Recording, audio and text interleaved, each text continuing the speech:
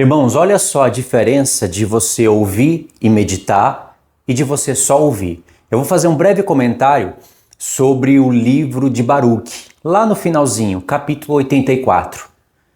Eu vou fazer um primeiro comentário, depois eu vou adicionar um segundo comentário. Presta atenção só no comecinho do capítulo 84. Ouça com atenção, porque eu vou repetir as palavras e trazer explicação para vocês. Capítulo 84. Sabei ainda que os homens piedosos e os santos profetas foram o apoio dos nossos pais nos tempos antigos e o arrimo das gerações passadas. Nós, naquele tempo, habitávamos livremente em nossa terra, e eles nos ajudavam quando caíamos em pecado. Intercediam por nós junto ao nosso Criador, porque eles podiam ter confiança nas suas orações, e o Todo-Poderoso escutava as suas preces e apagava os nossos pecados. Agora, porém, os piedosos se foram, e os profetas adormeceram. Além disso, nós fomos transladados da nossa terra. Sião nos foi arrancada. Nada mais nos resta agora, senão o Todo-Poderoso e a sua lei. Preparemos agora os nossos corações para recuperar o que perdemos, que é superior em larga medida ao que foi por nós desperdiçado. Aquilo que perdemos foi passageiro. O que em contrapartida alcançaremos é perene. Com iguais palavras eu escrevi aos nossos irmãos, na Babilônia, na intenção de dar testemunho também a eles. Tende sempre diante dos olhos o que foi dito, porque até agora ainda dispomos de espírito e vontade livres. A magnanimidade do Altíssimo está aqui conosco. Ele revelou-nos o futuro e não escondeu de nós o que acontecerá no final. Antes que o julgamento reivindique o que é seu, aquilo que lhe é próprio, isto é, a verdade, preparemo-nos para que possamos receber e não sermos entregues, para que possamos ter esperança e não sermos cobertos de vergonha, para que possamos gozar das delícias com os nossos pais e não padecer tormentos com os nossos inimigos. A juventude do mundo já passou, a plenitude das energias da criação há muito chegou ao fim. A vinda dos últimos tempos está quase presente e quase já passou. Prestaram atenção? O que Baruque está fazendo? Ele está escrevendo para a casa de Judá e para a casa de Israel que estavam em cativeiro. Esse profeta acaba com duas cartas. Uma ele manda para a casa de Judá e a outra para a casa de Israel. Ele diz ainda, uma para 2,5 tribos e outra para 9,5 tribos. O livro vai terminar assim.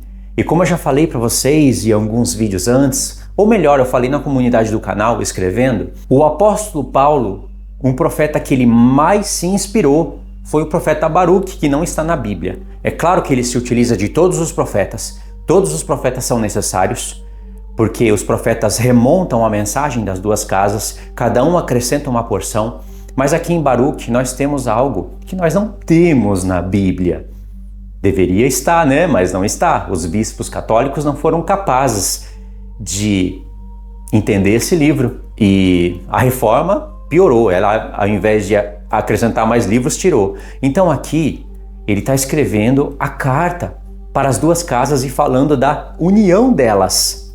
Só que, é claro, ele não tem todo aquele entendimento que iria ser trabalhado no Novo Testamento, de que os gentios iriam poder fazer parte da aliança eterna sem ter que participar da primeira aliança, porque haveria transição de alianças, então os que foram chamados debaixo da primeira aliança teriam que continuar, mas sabendo as coisas da nova aliança, como está em Atos dos Apóstolos e em todas as cartas de Paulo. Mas os gentios que estavam sendo chamados por Deus sem estarem circuncidados, não poderiam circuncidar e fazer alguma obra da antiga aliança, porque eles passariam direto para a nova. Essa revelação de Deus iria trazer um ciúme sobre a casa de Judá e alegria para a casa de Israel, primeiramente para os samaritanos, que descendem diretamente da casa de Israel. Ainda que se misturaram entre as nações, ficaram como gentios, ainda tinha registros deles.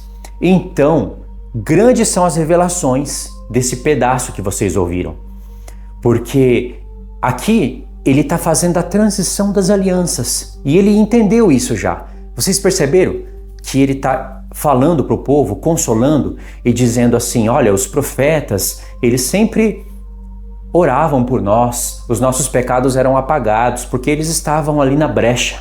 Mas agora, Sião, nós fomos trasladados da terra. Sião está abandonada. Ou seja, o que nós tínhamos foi tirado por culpa do próprio pecado do povo. E aí ele diz, mas nós não devemos desanimar, porque aquilo que nós desperdiçamos foi passageiro. Em contrapartida, o que haveremos de alcançar será eterno. Nada mais nos resta agora, senão o Todo-Poderoso e a sua lei. Preparemos agora os nossos corações para recuperar o que perdemos, que é superior em larga medida ao que foi por nós desperdiçado. Aquilo que perdemos foi passageiro. O que em contrapartida alcançaremos é perene. O que eles desperdiçaram? O templo, a lei, as festas, os dízimos, os profetas que estavam ali exortando o povo. Foi desperdiçado, mas ele entendeu, por toda a instrução de Deus no decorrer do livro, que era passageiro, que aquilo tudo era passageiro. Mas foi desperdiçado, eles poderiam ter valorizado mais e permanecido na terra, como o próprio Deus fala que eles poderiam ter permanecido. Mas ele diz, mas o que haveremos de alcançar será eterno, porque ele entendeu o que vai ser alcançado, a restauração das tribos, uma glória maior, numa terra maior, numa aliança superior. Irmãos, olha que coisa maravilhosa! E aí ele começa mandando uma epístola e fala graça e paz. Eu escrevi as 2 cartas. Uma remeti às 9,5 tribos, através de uma águia, a outra encaminhei aos da Babilônia por intermédio de 3 homens. Assim dizia a carta que Baruque, filho de Nérias, que enviou às 9,5 tribos que habitavam do outro lado do Eufrates, e tinha o seguinte conteúdo: Baruque, filho de Nérias, assim fala aos irmãos prisioneiros. A graça e a paz estejam convosco. Meus irmãos, eu penso no amor daquele que nos criou e que nos amou desde os tempos antigos, e que nunca nos desprezou. Mas ele agora nos impõe um terrível castigo. Na verdade, eu sei que nós todos, as 12 tribos, fomos arrastados em um único cativeiro, porque de um mesmo Pai procedemos todos. Por esse motivo, tanto maior é o meu zelo em deixar-vos esta carta antes da minha morte, a fim de que tenhais consolo na desgraça que vos atingiu, e novamente lamentais a infelicidade que se abateu sobre os vossos irmãos. Deveis, pois, reconhecer a justiça da sentença do vosso cativeiro, sendo ainda em menor medida o que sofreis, em comparação com o que cometestes. Deveis ser julgados dignos para os últimos tempos dos vossos pais. Considerai, portanto, que estáis padecendo por vossa salvação, para no fim não serdes julgados e condenados ao sofrimento, mas fortalecidos de firme esperança. Mas antes de tudo, é preciso que extirpeis do vosso coração as crenças frívolas e enganosas. Foi por causa delas que tivestes de partir. Se isso puserdes em prática, ele pensará em vós sem cessar. Ele que, por nossa causa, sempre prometeu aos homens, que eram outrora melhores do que nós, que nunca iria esquecer a nossa estirpe. Nunca iria deixá-la no abandono, mas, ao contrário, na sua misericórdia, haveria de reunir novamente os dispersos. Capítulo 78. Pois sabei primeiramente, meus irmãos, o que aconteceu com Sião, para merecer dessa forma ser atacada pelo rei da Babilônia, Nabucodonosor. Nós havíamos pecado contra o nosso Criador, e não observamos os mandamentos que ele nos deu. Mas ainda não nos castigou da forma que merecíamos. O que vos atingiu, nós também tivemos de sofrer. Fomos atingidos igualmente. E nós aqui restamos em número bem pequeno, e essa é a tribulação sobre a qual eu desejei agora escrever-vos. Eu sei em verdade que as tribulações dos habitantes de Sião vos trazem consolo, mas vós deveis saber que elas são bem maiores de que as vossas de outrora, quando fostes obrigados a abandonar Sião. Ouvi agora as palavras de consolo que vos tenho a dizer. Eu lamentava por Sião e supliquei clemência ao Altíssimo com as seguintes palavras: quanto tempo durará esta aflição? Essas desgraças nos oprimirão para sempre? E o Todo-Poderoso, o Altíssimo, agiu segundo a sua grande indulgência, na plenitude da sua misericórdia. Ele revelou-me uma palavra que serviu-me de consolo, e mostrou-me visões, para que eu não mais me lamentasse. Anunciou-me os segredos dos tempos futuros, e deu-me a conhecer a sua vinda. Meus irmãos, eu desejei escrever-vos para trazer-vos consolo nos vossos muitos padecimentos. Deveis saber que o nosso Criador certamente nos há de vingar de todos os nossos inimigos, pelo que eles nos fizeram. Sabei também que esse fim, preparado pelo Altíssimo, está muito próximo, como também está próxima a sua graça, e não está longe o dia do seu último juízo. Presenciamos agora a abundância e a prosperidade dos povos que agem tão impiamente. Não obstante, eles não passam de um sopro. Vemos a grandeza do seu poderio, enquanto cometem toda sorte de delitos, mas apesar disso, eles não são mais do que um pingo. Vemos a persistência da sua força, enquanto ano após ano ofendem o Todo-Poderoso. No entanto, eles são como uma cusparada. Observamos a magnificência do seu esplendor, enquanto não observam as leis do Altíssimo. No entanto, eles se esvairão como fumaça. Consideramos como é faustoso o seu esplendor, enquanto vivem impuramente, mas eles secarão como a grama que murcha. Refletimos sobre a sua duríssima crueldade, enquanto não se preocupam com o fim. E, no entanto, eles se diluirão como uma onda que passa. E consideramos o seu poder arrogante, enquanto renegam os bens que de Deus receberam. E, no entanto, eles passarão como uma nuvem que se vai. Capítulo 82. O Altíssimo apressará os seus tempos. Os seus tempos estão próximos. Com certeza, ele julgará os habitantes do seu mundo, e a todos provará em verdade, segundo as obras de cada um, mesmo as mais secretas. Com certeza, ele escrutará também os pensamentos ocultos e tudo o que se encontra no mais íntimo do coração dos homens. Ele o desvelará abertamente diante de todos, à luz do dia, com severa repreensão. Mas vós não deveis ter nenhuma preocupação com esse grande evento. Aguardemos muito mais em paz, pois a promessa que nos foi feita se aproxima. Não nos fixemos agora nas delícias desfrutadas pelos povos. Consideremos muito mais as promessas dos últimos dias. Eis que se desvanecem os derradeiros tempos e períodos, e com eles, tudo o que neles está contido. O fim dos mundos desvelarão grande poder daquele que os governa, pois tudo será levado a julgamento. Por isso, volvei os vossos corações para a vossa antiga fé, para não serdes escolhidos pelos dois mundos. Aqui, o cativeiro. Lá, as penas. O que hoje é saúde, converter-se-á em doença. O que agora é vigoroso, será frágil. O que agora é força, será fraqueza. E todo o vigor da juventude se transformará em debilidade senil e em morte. E toda a admirável beleza de hoje será flacidez e feiura. O poder arrogante tornar-se-á humilhação e vergonha. Toda a celebridade orgulhosa de hoje cairá em opróbrio e esquecimento.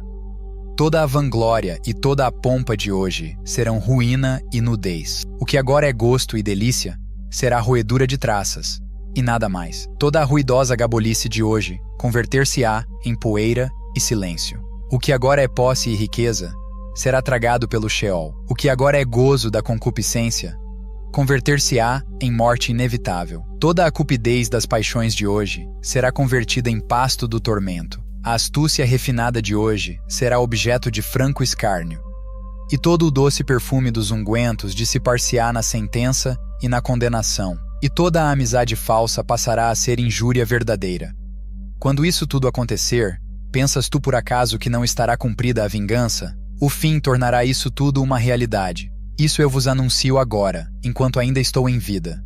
Isso eu digo, para que seja melhor o vosso entendimento, pois o Altíssimo encarregou-me de vos exortar. Assim, antes da minha morte, eu desejei alertar-vos sobre a ordem da sua justiça. Lembrai-vos que outrora, Moisés invocou o céu e a terra como testemunhas contra vós, dizendo: se não observardes a lei, sereis dispersados.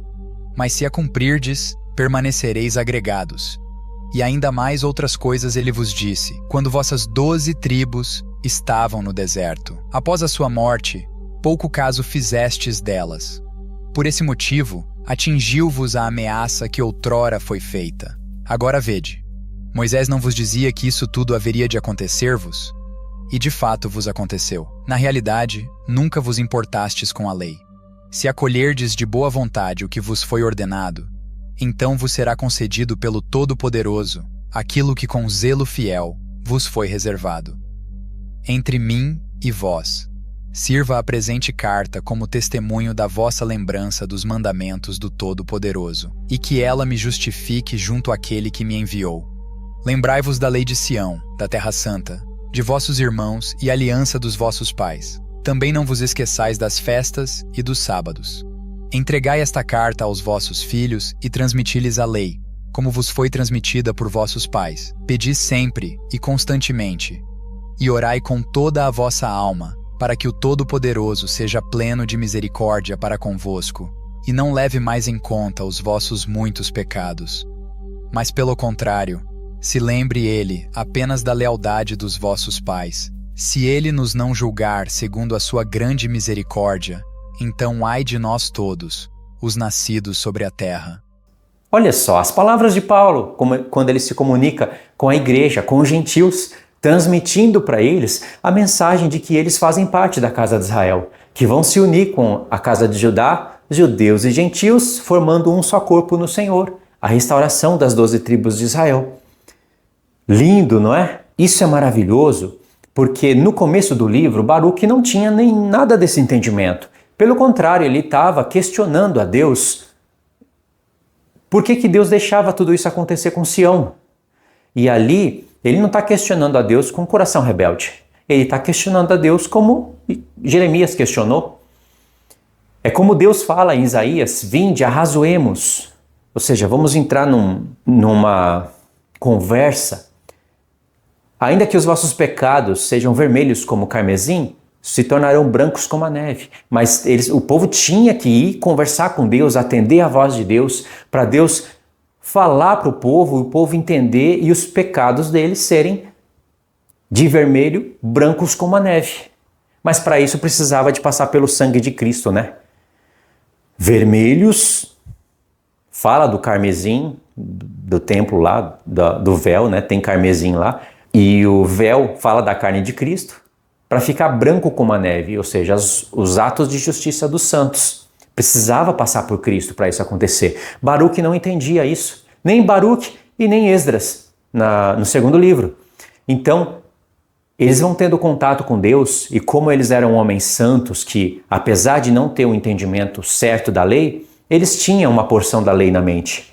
Então Deus iria instruindo eles, iria provando pela justiça o porquê que Deus permitiu isso acontecer com Israel, como já estava escrito no livro da lei. E eles foram, cada encontro que eles foram tendo com Deus, eles foram crescendo em graça e conhecimento. Pode ver, tanto Esdras como Baruque, eles jejuam 7 dias para no 8º ter uma conversa com Deus.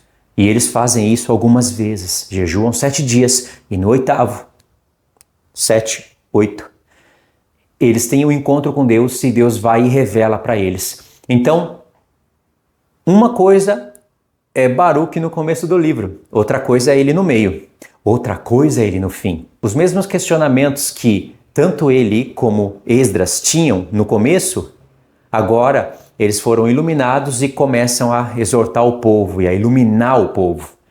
Aí o povo já tinha entendimento, compreendeu de fato que tudo que Deus fez foi justo. E aí o coração deles que estava preso naquela Jerusalém terrestre, ainda que Deus escolheu, o coração deles foi se desprendendo da Jerusalém da terra e se ligando a Jerusalém do alto. Porque Deus mesmo falou isso para Esdras. Você pensa, Esdras, que a cidade que eu tenho na minha mão, da qual eu escrevi e mostrei para Adão, para Abraão, para Moisés, você pensa que é essa? Não é. É a do céu. Só que Deus escolheu a da terra, colocou nela o nome, trabalhou com ela e não vai aniquilar. Ele vai restaurar, porque é ela que ensina as coisas do alto. Até as nações do milênio vão precisar dessa Jerusalém terrestre para aprender as coisas do alto. É um modo de Deus se comunicar com as nações. Só que, é claro, no milênio as coisas vão ser mais evoluídas, né? E Satanás ataca tanto Israel e Jerusalém porque Deus escolheu. Só por isso. Deus escolheu lá em cima, de lá ele foi expulso para o segundo céu, ele opera sobre o primeiro céu, aqui na terra. E aí quando Deus escolhe um lugar, e dá o nome, Jerusalém, no plural, que está alinhada com a do céu, aí o diabo vem e quer tomar a da terra. Já que a do céu ele foi expulso, a da terra ele quer tomar. É assim o tempo todo. Por isso, tantos espíritos antissemitas religiosos, tantas contradições, tantas contendas, até no mundo religioso mesmo, contra Jerusalém, contra a terra de Israel, atacando, para fazer o povo se esquecer, distorcer as palavras de Deus, se esquecer da Jerusalém da terra e supostamente estarem com o coração ligado na Jerusalém do alto. Acontece que se você não olhar para Jerusalém da terra e não entender as promessas da terra, você jamais vai poder ter o coração ligado na Jerusalém do alto. Porque Deus que escolheu esse plano. E eu não vou contra a palavra de Deus. Mas o coração deles estavam ligados demais a Jerusalém, ao povo, e eles estavam se esquecendo da justiça de Deus, que Deus tem que punir, que aliás Deus já havia avisado isso no livro da lei. Então Deus recordou isso para eles, explicou, estabeleceu linhas do tempo, foi explicando tudo. E quando chega nesse ponto, olha que maravilha, ele já tem um entendimento da restauração das tribos e ao mesmo tempo está fazendo uma transição de alianças. Porque ele mesmo disse, o que nós perdemos, templo, Jerusalém, Israel, leis, isso é passageiro. Desperdiçamos e perdemos, mas o que nós haveremos de alcançar vai ser eterno, com uma glória maior. E aí vocês vão perceber que a epístola acaba falando da restauração das duas casas, da transição das alianças nesse ponto, e com um tipo de apóstolo Paulo lá no Antigo Testamento. E esse homem inspirou Paulo demais. Ele fala da predestinação e da eleição de maneira incrível, concordando com Enoque, concordando com 2 Esdras e concordando com os livros da Bíblia, de que o homem é eleito pelas obras, assim como foi no céu. Os anjos foram eleitos por causa das suas obras, que mostraram a sua fé. Então eles se tornaram uma primeira testemunha. Aqui na terra também, os homens serão eleitos pelas suas obras. Não as obras da lei, mas as obras que a gente faz em Cristo. Ainda assim são obras. Não são as da lei, mas são as de Cristo, da nova aliança, que ele preparou de antemão para que andássemos nela. Como preparou de antemão? De antemão o sacrifício já estava planejado na mente do Pai e do Filho antes da fundação do mundo. Foi desenhado no livro da lei, com todos aqueles sacrifícios, explicado pelos profetas, e tudo aquilo iria cair sobre Cristo. Ele preparou de antemão. Agora a gente deve andar nas realidades da lei. E é por essas obras que Deus conheceu de antemão que ele nos escolheu. Ou seja, assim como os anjos venceram Satanás no céu por causa das suas obras e por isso eles se tornaram eleitos e se tornaram a primeira testemunha, assim também na terra. Pai nosso que estais no céu, santificado seja o teu nome, venha a nós o teu reino, seja feita a tua vontade, assim no céu como é na terra. Então nós haveremos de nos tornar eleitos, vencedores pela fé. Só que fé sem obras é morta. Então somos eleitos pelas obras. Isso está dentro do livro, desses livros. E, aliás, Pedro está falando isso no Novo Testamento. Então olha que coisa incrível. Isso vai contra o pensamento da reforma, vai contra o pensamento desses bodes guias, tanto da reforma original como essa que está surgindo no nosso meio, uma coisa tenebrosa, confusa. Isso vai contra pensamentos da Igreja Católica Romana. Isso está só de acordo com a lei, com os salmos e com os profetas. E nós temos os anjos do céu, vencedores, como nossa testemunha, de que assim como eles venceram pelas obras, assim também nós temos que nos tornar vencedores para sermos eleitos pelas obras. O fato de Deus nos conhecer antes da fundação do mundo e saber quem vai vencer e quem não vai, não anula o fato de que essas coisas acontecem no tempo e a nossa eleição acontece no tempo. Tudo acontece no tempo. O fato de Deus ter um preconhecimento não anula o que ele viu acontecendo no tempo. E Deus não tem como esconder a sua presciência. E assim que, em sua soberania, ele predestinou os caminhos. Quem merecer o céu como eleitos, sacerdotes, vai ganhar o céu. Quem merecer ficar como nação restante ou ser absolvido lá no grande trono branco, é isso que vai receber. Quem merecer ir para o lago de fogo, e para ir para lá tem que imitar as obras de Satanás e os anjos, vai ganhar segundo essas obras, porque o lago de fogo não foi feito para filhos de Deus que não alcançam um alto padrão.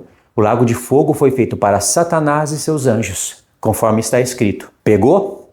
Então, eu indico vocês a ouvir esse livro também, mais uma vez. Logo nós vamos entrar nesses estudos e aí nós vamos fazer essas conexões com a leitura. Tá? Esse era o recado que eu queria deixar. Então, os links vão estar aí no comentário fixo. Estuda Enoque também, estuda 2ª Esdras, ou seja, estudos novos, maravilhosos, para a gente não somente recapitular tudo que nós aprendemos, mas acrescentar coisas. Tá bom? Então é isso, irmãos. Deixa o seu joinha, verifica a inscrição no canal, compartilha o vídeo, me ajudando assim também. E aí, acredito que Deus vai acrescentar cada vez mais coisas pra gente, se a gente continuar assim, tá? Então é isso, fiquem na paz. Deus abençoe.